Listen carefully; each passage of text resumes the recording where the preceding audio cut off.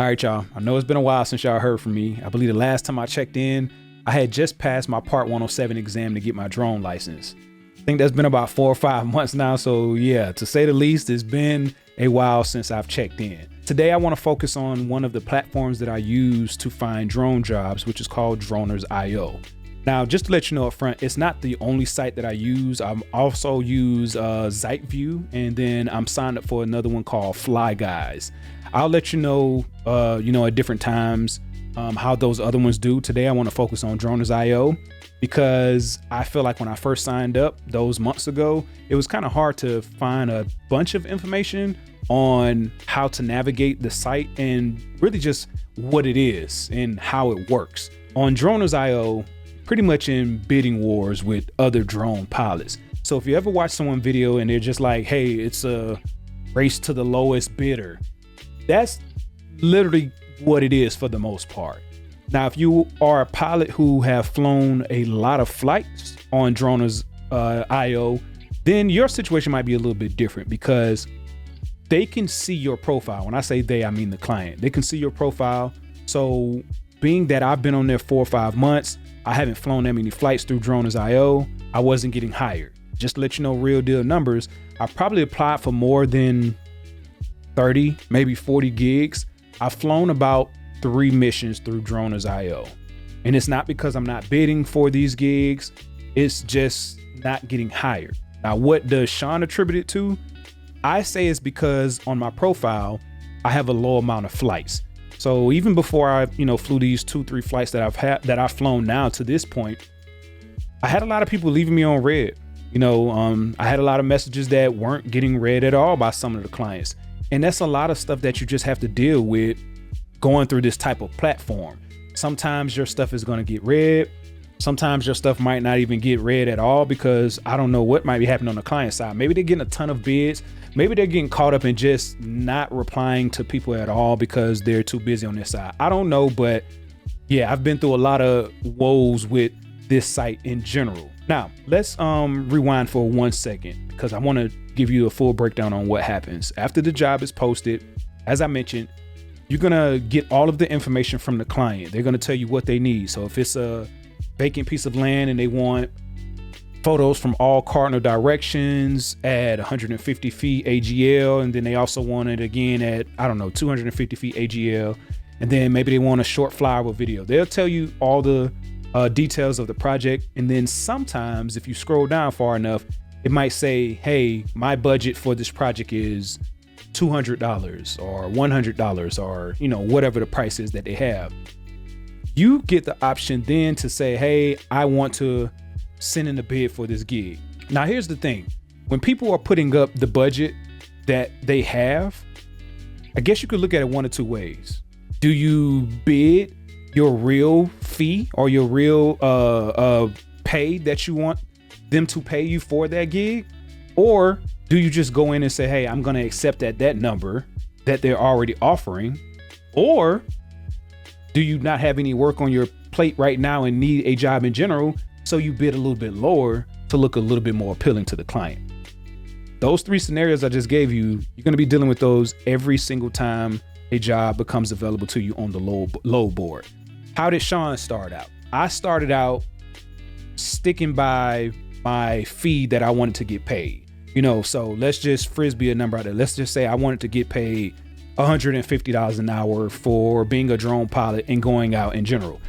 Not a bad rate at all, because even if it's going to take you an hour to do the gig, $150 by the time you drive and all that kind of stuff, put gas in your car, it might just start to make sense around that range. Now, if somebody's bidding something lower, probably coming home with, of course, not as much money, but if you aren't factoring in, if you stop and get food, if you stop and get gas, that number is probably going to be a whole lot lower than you can even imagine. Now, how did I do when I kept the rate at the rate I wanted? Probably a month and a half went by and I didn't get hired for anything. So immediately I was like, okay, hey, I can do one or two things. Either I just keep sending out the rates at what I think the rate should be, or do we make an adjustment and come down on that number a little bit to try to see if we can catch some fish or, get a client. My choice was to start to accept whatever the person had as their budget if they put a budget in the description of their gig. How did I do after that? I still struck out. So that's how I came to the crossroad of saying it has to be my profile.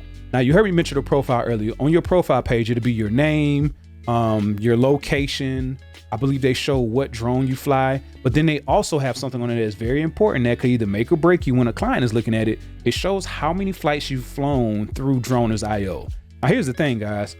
I've been flying a drone since, I believe, 2014, 2015. Experience-wise, I've flown a ton of gigs, from weddings to, whatever. I've flown a lot of stuff. So flying a drone isn't the issue at all. And that might be your situation too. So you can't go into this thinking that I could fly a drone. Why they won't just hire me?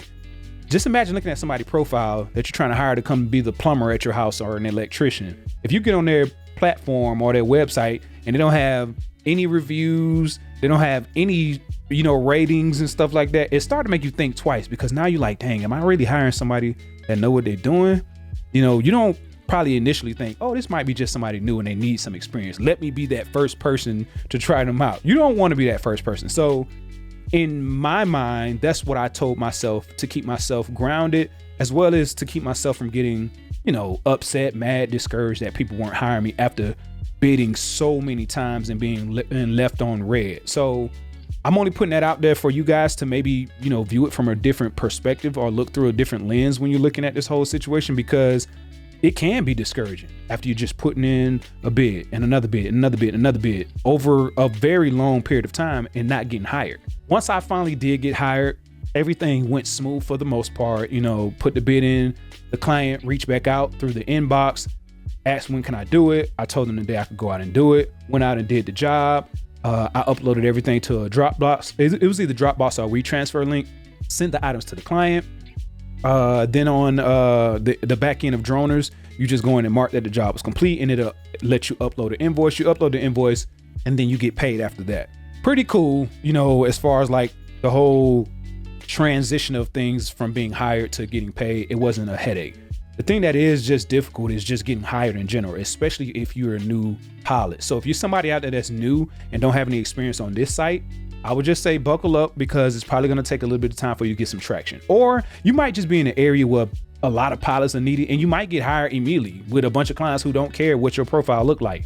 I'm just going to attribute it to my profile not having a lot of flights, and it actually said 0 at that point in time when I first got hired. Now, let's talk about some things I dislike, or one of the main things I dislike about the site. It would be communication. The biggest issue I have with this is because I had one gig where I went out to fly a mission. The client made it seem like it was something that was going to be done in one day. Got there, I saw within the first hour there's no way possible I'm going to get all of these air conditioning units photographed on top of all of these buildings within the day. Reached out to the client halfway through, said, hey, I'm not going to finish it. I would come back out tomorrow and work my way through, the remaining part of the project if we can get through it at a reasonable time. Long story short, day 2 got there, pushed throughout most of the day, still couldn't get everything done. Reached out to the client again. The client wanted me to come back another day again. And I just pretty much told them, hey, we got to talk about adjusting the rate. At the beginning of this project, they made adjustments on the deliverables for the project, which should have been a red flag off top, but it was a situation where I was getting experience and I wanted to experience this because I hadn't been on a mission like this before. It really was a job that we should have been out there with like 4 or 5 drone pilots trying to tackle a building per pilot, because it was that many air conditioning units on the roof that needed to get photographed. It was just a lot going on. Once I talked to the client about trying to work on some type of compensation for another day rather than working 2 days free, client got irritated and agitated immediately and pretty much was like, they don't know what I want them to do. They're not trying to pay any more money, and the job shouldn't have gotten accepted if it couldn't have been done within a day. My pushback to him was, it's no way possible anybody would have got this job here done in a day. Anyways, I ended up getting off the call with the client because there's no reason to go back and forth. I just told him, hey, look, let me reach out to the Droners.io crew and work on them trying to figure out a solution for this project. In the midst of that, He got upset, hung up the phone, rushed to email. Well, no, he didn't email Droners. He rushed and canceled the gig through Droners.io. Droners.io reached out saying, hey, this job is being canceled. This is after I flew for a day and a half already and got footage. Well, not footage, but photos of these air conditioning units. Before you ask, no, I hadn't turned anything over to the client. So they didn't get anything. But in the end, I still was very upset because I didn't get compensated for my time. I understand I'm trying to get experience, but compensation for time in itself is very important to me. And that's what made me more upset about that whole experience. The thing that really pushed me over the edge with that was the fact that that was over a month and a half, maybe even 2 months ago now. I sent a very extensive detailed email to the Droners.io account, and I still haven't heard anything back. Like, to this day, never got a reply. So that part, very weird. Another thing that you're gonna probably hear people talk about is the fact that you can pay to get your bids pushed up the view board for the clients to see. I didn't go that route because I was just like, hey, I'm just trying to get some experience. I want to see how the flow of everything goes. I don't want to pay to get my bid seen only for people to not hire me still. So now you're paying for a monthly subscription along with not getting hired and, still trying to figure out how to navigate all these waters. Moving forward, I still said I was going to possibly try it out just to see if I immediately get hired for a gig. My problem wasn't people not seeing my messages. They were seeing them. I just wasn't getting hired. So yeah, if you're new to the Droners.io website, my advice would be to just sign up, see how things go. You don't have to start by lowballing the bids. You can go in there and bid what you want to bid, but just know for a fact that you're going to be out there with people who have done it for a long time, with people who are okay with taking the budget that the client is going to request, and with people who are going to be willing to lowball it. So it's just a lot of moving parts in there. All right. Just want to tell y'all about that. I'm going to talk about ZiteView, and I'll tell you about my experience with Fly Guys in another video coming up real soon too. All right. Y'all keep pushing out there, man. Keep fighting. Stay on the positive vibes. And as always, good luck. Talk soon.